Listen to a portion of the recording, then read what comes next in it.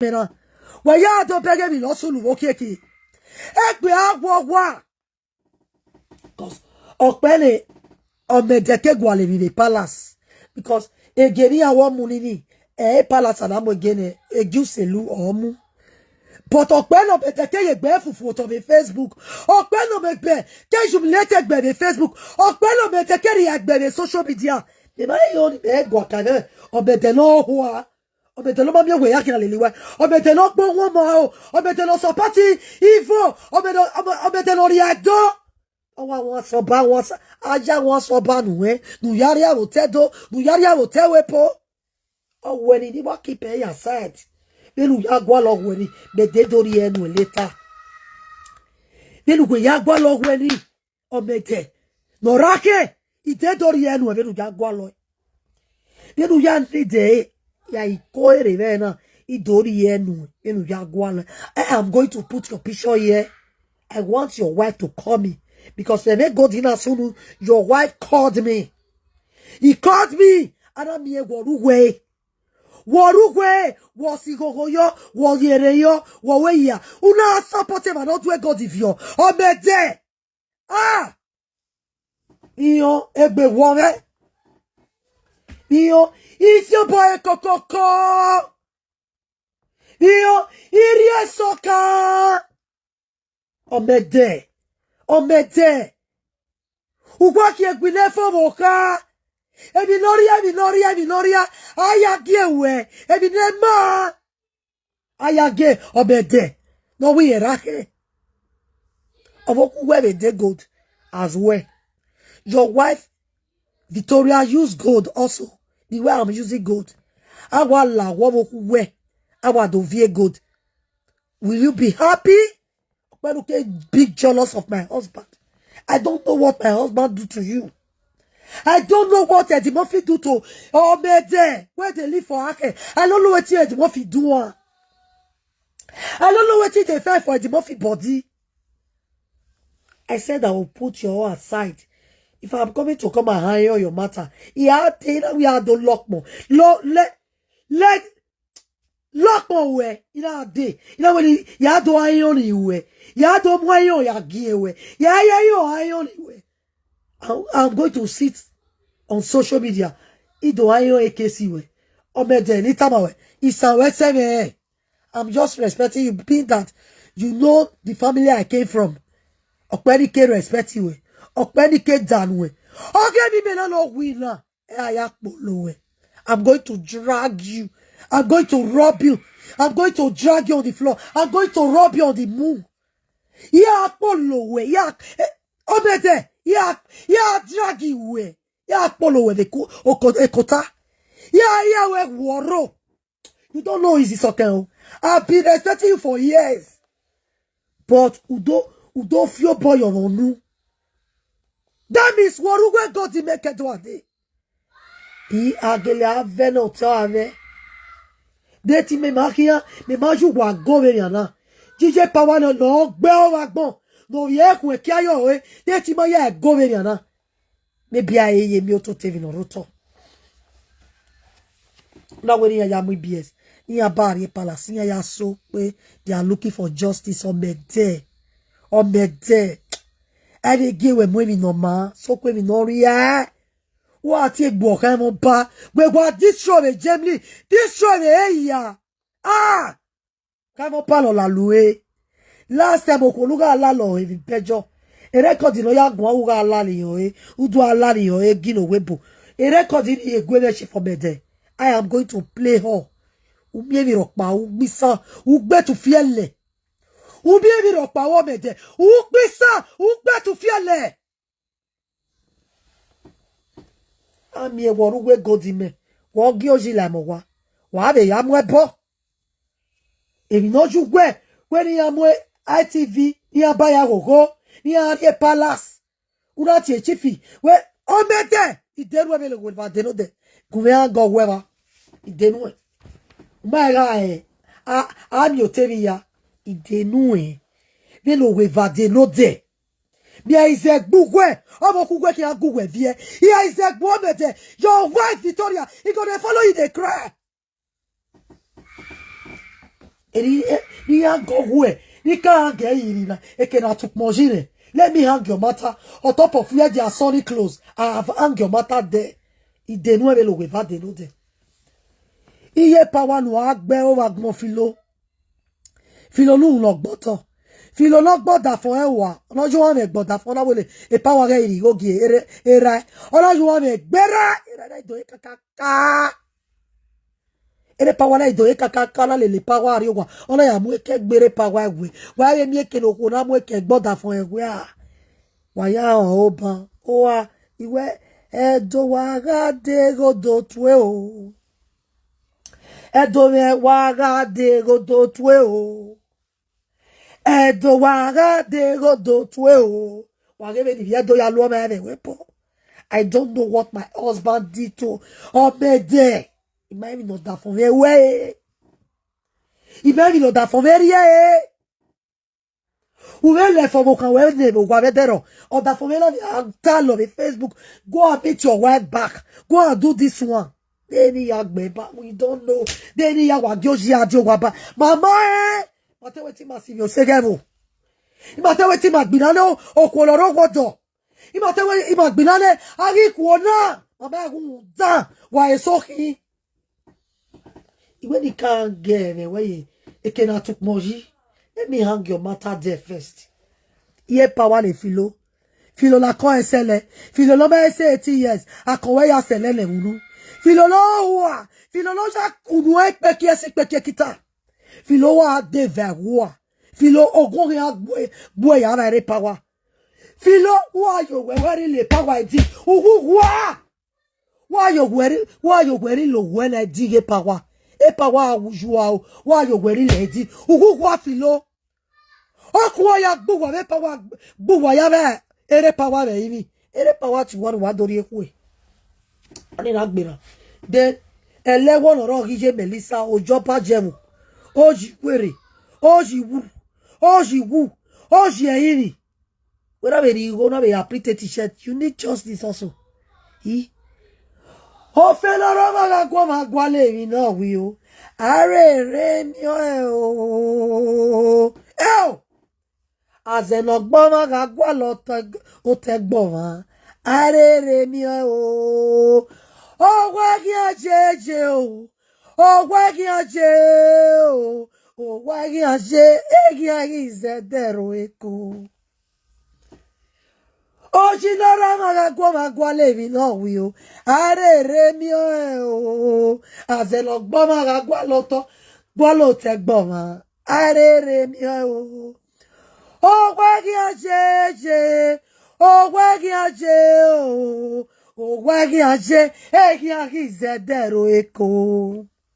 Just take a look at this set of people. These are the people that be coming to my house to come and eat and drink and quench. Yeah, they are the one fighting me now. Ebi makuo ebonori eke Owere power be acme. Nore independence. Area nati independence. Ale acme lao. Ale ene de lao. Ale kenwaro dila. Ogohi agbuwa. Idenu wa. That obo una go swear after leaving the palace. When the palace ask you to go and stab that paper and bring it back to the palace. You went to that little rat. That little rat that calls itself little daughter. That little rat. No little man mwa. Ona ya mwe owa. Owere ya zobu. Pagwa! Ogwa gbo yijwa una. Pagwa! Ogwa sonu mati ese. Pagwa! Ogwa san gbo yijwa una. Pagwa! Yijwa jogweri lo wedina. Pagwa! Erati wanu to gunyari ekwe. Pagwa! Wa sun ya darana. Oni owe. Then elewo gije Melissa no tugu. No tugu ya ga jebe himi. You that promise your own mother's egbe. You promise your mother's family. No kiamu dia e negbijwe that you are going to bury your own mother this January no fona. Iye we boya na gba. Okwo paro nu mu yan won na be yawe marriage ovi e wa. wo best yo koni I mean your panu my tal of egbo koni mane je Melissa o koni na are wana we marriage over here ona je jem we ma set ijo why are you ye Melissa u ma set ijo why are you ye Melissa no jagbon je yin ye Melissa no wi ave boyiro ara mi no mi ave boy e ki ara ya wanyu ye Melissa no we boyire jem ni e po parking e bore e toka Okpa ye jem ni re na gi me fema ona lele bo ya ma e go ma no eme o mi ave bu wa wa ye tricky ya mi me no wa la no wa na gba lo mo bo iye ke ni me maka wo vi we e bi di maka wo we I marie Melissa ma vioji so wa we ina yo jini gba le Melissa bo iye ke oni gba le Tyron bo iye ke oni gba le Diamond bo iye ke oni gba le Prince bo iye ke oni gba le Osayendo bo iye ke oni gba le Flora bo iye ke ye Melissa when I team in mind to tell the criminal that they should tie my own son's hand. Ni agbalo bogi yeke. Ye Melissa, even with 1 cent. You not did that to me. You not take all my property. Then you ask me to keep quiet and rest. Ekenetini kwa your way. Iga bege. Ekenetini lugwa ere. Onori etini lugwa. Onokpe lugwa. Mi ami ona. Eva kia isena. Akia yegbese nada. Evario kia isena, akia yegbese nada. Awo yegbe kia neo, ayegbese nada neo. Ayegbe kia oga yegbe kia ne, ayegbese nada neo. Wadogu mozo no sanera kpe meo. Wadoga agbada no sanera kpe meo. Oweni ya konke kia. O salopo fi mozo yimopone, ni meke ya konwa. Ya konwa agbon me mi ki abege kinuwado kinuwado do wo wa me agbon me mi ki agba wa me nu wa fi oboji you went to touch the lion tail you went to touch the lion tail the lugelege ugari oboka eruru atalapa odo tama we egwo atalapa oluwan egwo wanagbon ma me ni ekeyi de gbege let me all tell you people. If you are doing please guys share this video. Share this video. They went to the palace. They said they need justice. There was crying in that palace. Or may they not call a chief. Frankumengwa ruwe. Medena ati Frankumengwa na yati omede. Medena la we because if you no ria, if you no keke, if you nema, if you no solo, if you no magba, anami omede Frank, the social media. Frank Victor, if you no ria, if you nema vio, if you no swe baby, anami omede, with omozuo, the social media, on inagbira.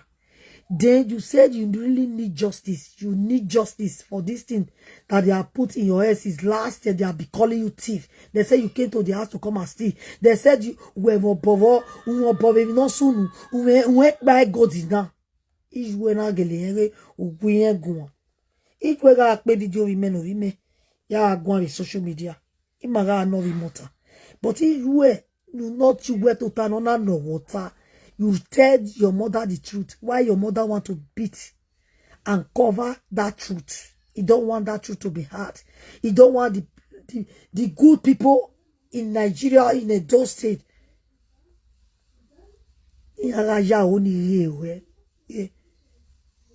Umara. Eijugwe una. Eijugwe ono gbegwina. Ijwe wa ono wa suwesu lakpa. Owa ono wa yo we mashi wedi. Owa ono wa yo we rilo wedi. These people went to the palace, my good people. Share this video. Please, guys, share. Yana ari palace, yana we angwa the justice so we do no go. Iwi mo gbiyan, imeta mi awe ni asimi ari keniyan ege or wegbe. Ina we egwa. Even say I said it in all my video that I was doing. You know, while I beat the case, take me to the palace. The people now advise you wa gawe be na. E palace guy gwan wa pa. Wa go gon pa de ade devon. Wa pa abaya gwa le bopa ayati. Una ari oko weruwe pa wa be me. Obu no wo ma be rent, no jo wo ma sobu. Una ya etiti e bo. Ya del anywhere. Then after offing the video na ya say Jehovah Jireh, Jehovah Nisi o. Be ne boy na wa ya fian wu. O wa oge emi ebo emi no wa ya kuno. That is why that chief told you in that palace way. Ugu gwa lolu ti ebo yo na ti ebo na we. Ebo e no kan ya re ki e. Ebo e no kan ya ku. Ebo ama e mani te o ten ebo ni sigba. Who were seek to listen to that voice? The man ita. Ona we ya stamp benarunari benunari pa. Uma stamp beni. Una ya gwa le be kwa. Obunari 5,000 na we no do tiebo. I make ya itamu we na obo we sakulish. We egwa ready gwanjone. Egwa tamu wanu wa ya uri ne. Then wana iliye ke egwa pa. Now wala bobo we no do tiebo nuwa. Obo we ni awa. Emi na u emi no se palace ne wana de gbe mu pa bi palace mugi obo we no ti e bonjo obo nu wa bu ni we ri awa always tacklish or we na u because emi ni se palace ne o ye ne we rien ti e zo bi palace for example wa da me o osunu da ma mo pa o ma e pe alawo o ma na not pari do judge bi palace ona wa emi na oba me atok me age kameme ikabe do ari talk me ora we me na mu ade gwana na we na television that do no mo gwi magwan yo ne baba gwi magwan yo na ene na akamu se police station even ene na tana ore court ara de gbe mu ene from the court from police station to palace then the palace na ta we ene akeya like palace ni ora re palace ari mu ene no re palace de gbe ye court or a police station.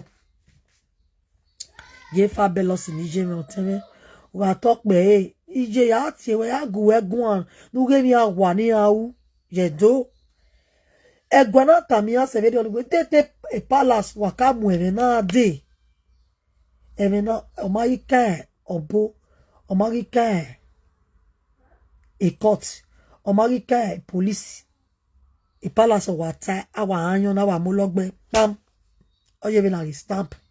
Please share the video. Ugbememe na ki te court ne on se police station ne era o ne egwa yon ne me aya mu me ke e court ile police station di egwa awe ire court egire police station baba ayi we no gwan yo anaga mu se egwa ne ayi mu epa re egwa ti le baba gwan yo oju yo o di stamp igbe poko iri me egwa yi.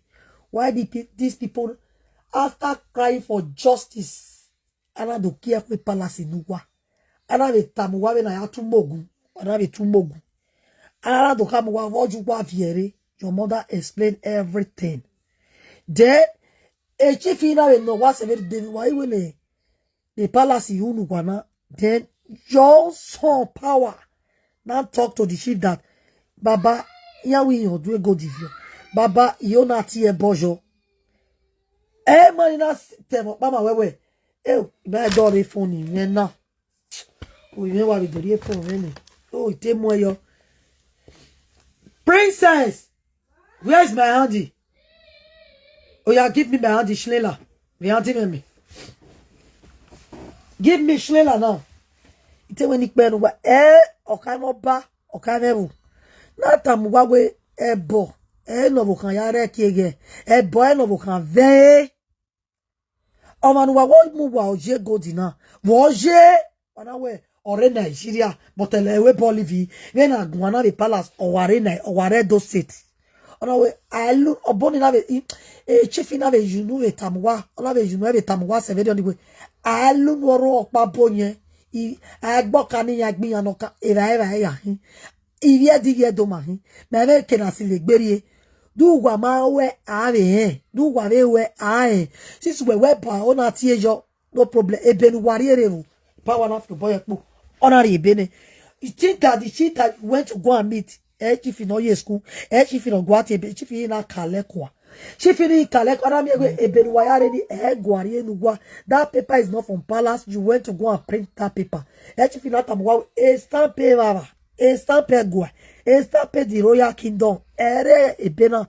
Gekenwa ya ari stamp ina jo. Ya mo stamp ina gbe. Na make na way. This paper is from the kingdom, is from royal palace. Royal Palace is aware a begwa na hina yari stampini yonu de gbe ni beni adiegwa sisi we na do ti e bojo una wa ke ba me pa ko we ke filona no ba ese 80 years na kon ese level to to na no nwe ki eti mu no na be nwe ke kita o wi ege power na be kun e ki ayo e wo wa pare ote filo morita mu we na filo mo be o ma we gbe wa dore o Awa ma wegbe wadore o. We tami me severio. We Isoken ra pejo more. I ma me vie yo gipe. E ma sojo. E na be tama we filo e power hun ki ayo wo e wo wa panu wa move ote. O wo aye ki agbije wa. E power aye ki agbe filo wa. E power aye ki agbe se filo mi na wa. E power aye ki agbe filo. Ah wa be yo wa gbon. You are stupid. You are philo. Who sick? Who zuo? Who zaga? I have mother as well. At least, ovoka. I suppose not your honey no one. Who ye bue? Akme bomu botomene. So I'm going to rub you like a rag in the floor and mash your head. I'm going to be mashing your head in respect to where of phone Ariana ya fiari. Wasun. Wa wo atolo gbegbe wa deva wa amuye ya ba re power wa sun we no tip date una we le power fee 10,000 euro vo boku ve se ona ya de ticket nu una ari o wona amweke gboda fun wewe. Are you a good woman? Have you ever seen this circulation wa we gbera wa emi e wo to e do there okwa ya amweke gboda fun ewe tia we ya giase bad woman. Bad woman no gbodo wa sun wa gbon eri aya we circulate na the palace na gidomi ogbe ITV ati eni nesin ITV nugbata ide gberi opa yo no igba ITV a station igbinedium e wa ya mu igbewu eni nesin egbe wo tota nesin agban me yan yiyan ona ya mu ITV now a palace of him you now through ITV we after telling you people why you stamp ben warriere wana you bogbera in the guata egwa wa wana gwale justice to e wana we justice must be prevail. Now you not look for Obonori Kogwe, Niti Pedes off a Kenwan Road, off a Akbe, off a Enede, off Wagwag Bijua Pawa, Uwa Vagua. What color that to go Gwaba, or the Along one, here two one. A no you worry or gobu. Well, that means a guanua to worry, a guamen or tie guament, a tia guama severio. What can you know what taking worry a more timer? Eken wa neneji eken wa ogwe no fia ujo wa na ge power go vi oku akono keke no pu oku o ma pu oku ne eri era e o ma pu oku ne eye ti set ogwe malalu ne eye ti set ogwe malala aviene filo ogwe ye jistraza talawe ne pien no jo oya mo ne nala ge vatie ge e diabetes ki agbo yeri ogwo ye pie asun ogun ogbo ya vera ira no vi oku osi oma era deve agwo idi ogbera oni na gbera. So my good people of Edo State and my good people that is watching me right now, please, guys, share this video. Did you see it? I bring it live on social media. I did not even post it. I did not even post it on media because ebe Kemi or Nene Awoswamba Kemi or Paraririuma that I should not put it on media. In a walk to their response. In a ribudeni atami me. Ima poste beni. Ima poste benari me. Na ya samo wa. Na. If we ema ewu wa na ka samo no marie dokweni. Na. Ra wa gwali justice ti ve gwara kire gwa no wa walawa. Na. Ara de gbebe tamu wawe ebenu wariere stampe royal ns ereva wa par wariere stampe jor wa de gbe adi na wa sun wana ari akpe oweru webe akpe independence uponoli eko wera re akpe na ti independence una pa una ari oge boy no lita me enwina body no fofa no lita olita wa ona a boy we men winner no zobo be dependent or ya mwe bog me power vision ama mwe pogbe me o egwatian awoto sakuleji ni awo ni adoju ni a tekeni arie oni we ni kata mu wa irie do me no go me irie do me nu zomo irie do na yegbe ko no maro o ne ma wo ka sun no lori abawo ga sunwu no we ego di ma wi mana line o wa no do bi ani ma wa to mari ga sunwu ya na la mo gwa yo ni mu ese ni mu ese ma this dress ni mu yin agbe e me ni so ke ga sunwu me wi me gwa because I know the people that came to my house. I know the people that come and steal me. I'm not a doom. Mama Melissa power Ola mo wa. Iye Melissa is share lady. Iye Melissa vie godime. Power ekpa eh. How they take come here, come pull action. Still, what is not belongs to them. Power know everything. Everything. In and out of everything. She just for me sent. Power is just for me sent. I'm going to tell you people today. If you take, you take. If you don't take, leave it. Tomorrow, waga on no tevanta. Akwe! Wa no tevanta wi mania. Akwe! I'm your man bo amu boto. You think I'm afraid? Do you guys think that I'm afraid of my things? Even me or winner. Hey, don't me I don't do muna. Ya mu aye mi me. E mani me go la mo wa. It wa benu go ki etagwe. Power la mo wa. Ovio ku osioma. O la mo wa. Ovie filo gbele ki ajuwe. Filo lo leve Italy le are London. Ovie filo. Ovie filo na kan ya selena. O la mo wa. Ovie chakara ni jene ne gbikia e. Iwi agele do mo je gbije ladian. Ojegbe ni yeya no ya memewu. Iwi a do mo ladian. De ba wa ni je wuyi. Iwi a do vie ya ladian. In la mo wa.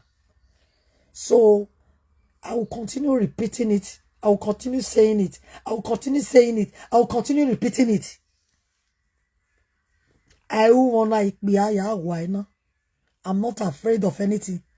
When or mete, mede. Ye mo bogbo. Me again rage about we. Ebony me rage in we. All load and all we press up. And we told you that I am not my husband. I am not Eddie Murphy. Iyota for me no unwarewe. Iwetia omede. Iya bolo we woto. Omede no sayaba. Iya bolo we woto. Omede. Iya sun we woto. Iwebe ni ya bolo we. Ya we kota. Yunwe woro. Yahu we woro. Awokare Victoria yangagu we vie. Victoria, if you are hearing me now, Inahe, what I will do to your husband. What I will do to your miserable husband. Your husband that does not know his left and right. What I will do to him. You will join your husband and cry death. You are going to join your husband and cry death. I fear no bagger. I fear no bullshit. I fear no bastard. I fear nobody. I fear nobody. Hello. I fear nobody.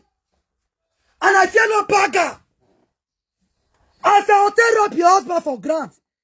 You go to join your husband and cry death, oh. Not be cry, you will follow and cry that time. Now death, you will follow your husband and cry. And I mean it. Whatever I'm saying in this live stream right now, and I mean it.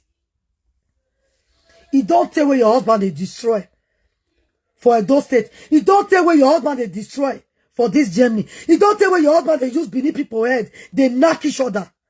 Now my own is okay. Then go to stop all those nonsense, all those kurukere waka, all those kurukere talk, all those kurukere evil things that your husband is doing. Now my body go for put her for ground. Victoria. I also make I tell you now, Victoria. Sorry that I'll be calling your name. I always call you mommy before. But as it don't enter my head, as it don't they go gaga for my head, no more respect. No more sign of respect. No more respect. I don't give anyone respect. Respect is for the foot. Respect is in my leg. Respect, I'm mashing it right now. No more respect for you again. Your husband, I am going to deal with your husband. I am going to deal with your husband.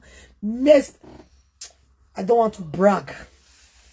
I don't want to use all my strength that I want to use to do things, to brag over it. What I will do is inside my stomach.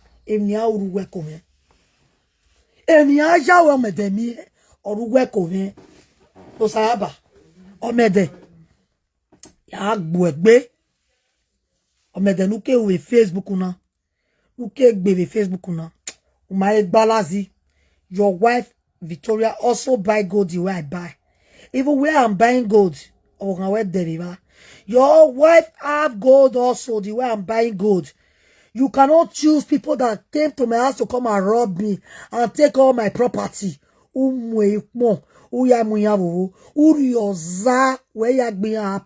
You are sick and you are mad. Or we're not kabuni, no fini, more bueno pafo. Omede, I am going to destroy the other one. You have to deft leg. More belly your weweni. Ya ma go weweni. E ama gbele your weviva. Uswa ye wishe here bebuna.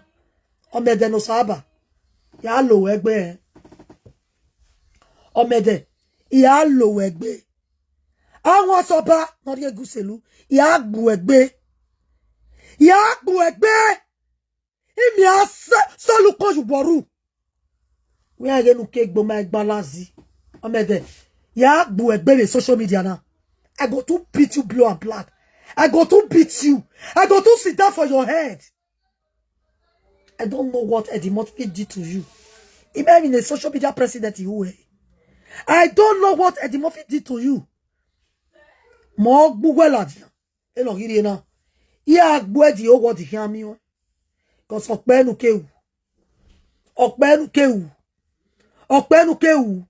Okpenu media God that fime worry to not back here because of your bad behavior, bad attitude.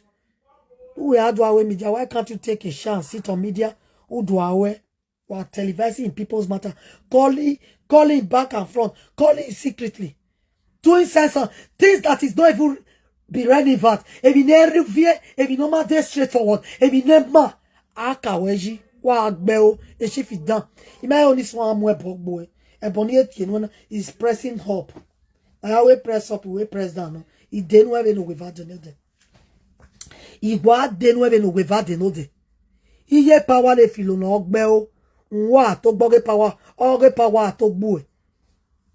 You have did even the do my way while in the exactly hour.